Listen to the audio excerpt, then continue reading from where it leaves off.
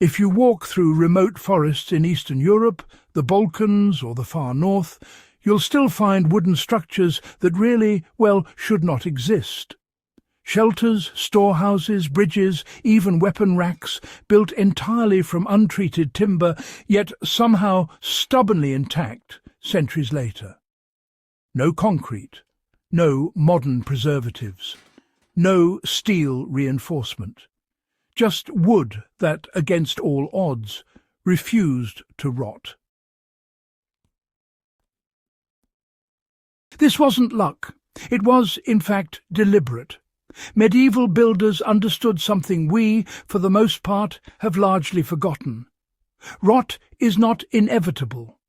Decay is a process you can interrupt, slow, or nearly stop if you understand moisture, microbes, and heat. Long before chemical preservatives or pressure-treated lumber, they developed what amounts to a biological weapon against rot.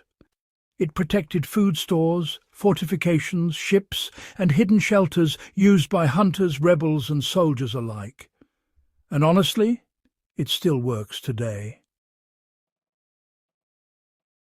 Why rot was a military problem, not just a building issue. For medieval societies, rot wasn't cosmetic. It was strategic. A rotting bridge could halt an army. A spoiled grain store could starve a garrison. A decaying shelter could expose heat, scent, and movement to enemies. Moisture meant mold. Mold meant weakness. Weakness meant death. Wood was everywhere, but untreated wood was a liability. So builders learned to change the wood itself, not by coating it after construction, but by altering its internal chemistry before it ever became a structure. The most widespread and honestly misunderstood technique was controlled charring. Not burning wood, but scorching it deliberately. Vikings, Slavs, Japanese builders, and medieval Europeans all discovered the same truth independently. When you expose wood to low, controlled heat, you destroy the sugars and hemicellulose that fungi and bacteria feed on. Once those nutrients are gone, rot organisms starve. Charred wood also becomes, well, hydrophobic. It repels water instead of absorbing it. Moisture no longer penetrates easily, which means rot cannot begin. Viking longhouse posts were routinely fire-hardened before being driven into the ground. Japanese mountain huts used the same principle in what later became known as yakisugi. Medieval fort palisades were often scorched on the exterior for the same reason. This wasn't cosmetic preservation, it was structural defense. Why tar, resin and oil finished what fire started? Fire treatment alone wasn't enough. Medieval builders followed it with organic sealants that acted as a second skin. Pine tar, birch tar, animal fat, beeswax and linseed oil were not chosen at random. Each created a breathable but water-resistant barrier. Tar penetrated deeply, sealing cracks while remaining flexible in cold. Oils slowed moisture exchange without trapping it. Waxes stabilized surface temperature and prevented microfractures.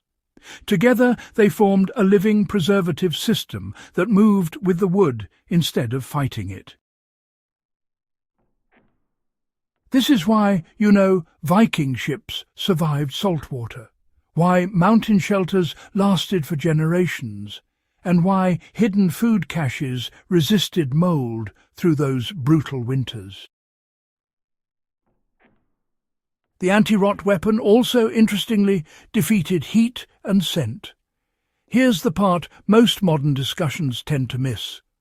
Rot control also controlled heat and smell. Decay produces heat, gases, and all sorts of microbial activity. Medieval builders learned that stable, treated wood stayed thermally quiet. No warm spots, no condensation, no scent plume. That really mattered for concealment. Resistance fighters, hunters and scouts built shelters meant to last seasons, not just days. Rot-free structures stayed dry, dry structures stayed cold, cold structures stayed invisible. This is why later on, wartime partisans reused medieval techniques almost verbatim. Medieval builders didn't cut wood whenever it was convenient. They cut in deep winter, sap withdrawn, moisture low, nutrients dormant. That single choice dramatically reduced decay risk. Winter-cut wood absorbed less water, dried more evenly, and responded predictably to fire treatment. This is why barns, churches and shelters built from winter timber outlasted those made in warmer months by decades. So the anti-rot weapon wasn't just one step. It was, actually, a sequence. Now, how does this knowledge apply today without modern chemicals? Well, you don't need pressure treatment or synthetic preservatives to replicate medieval durability. The method honestly still works. First, cut or source your wood in cold conditions, if possible. Then air-dry it slowly, never with forced heat. Next, lightly char the surface using a controlled flame, stopping before any cracking begins. After that, brush off any loose carbon. Seal it with natural oil or pine tar, and finally let it cure slowly. So you've now created wood that resists rot sheds, moisture, stabilizes temperature, and, well, lasts far longer than untreated lumber. Medieval builders used this for shelters, tool handles, food stores, and even defensive works. You can use it for outbuildings, caches, and survival structures today. Why did this knowledge disappear? Industrialization replaced understanding with convenience. Chemicals replaced patience. Speed replaced observation. But, you know, the old methods worked because they respected physics and biology, not because they were primitive. The medieval anti-rot weapon wasn't crude. It was, in fact, precise. Why it still matters. In a world obsessed with technology, this forgotten system offers something rare: durability without dependence. No supply chains, no proprietary formulas, no expiration dates, just fire, oil, time, and knowledge. And that's why it survived long after armies fell.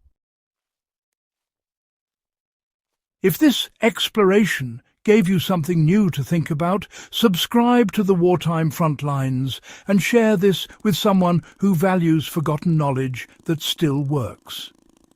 History doesn't just explain the past. Sometimes it quietly prepares you for what comes next.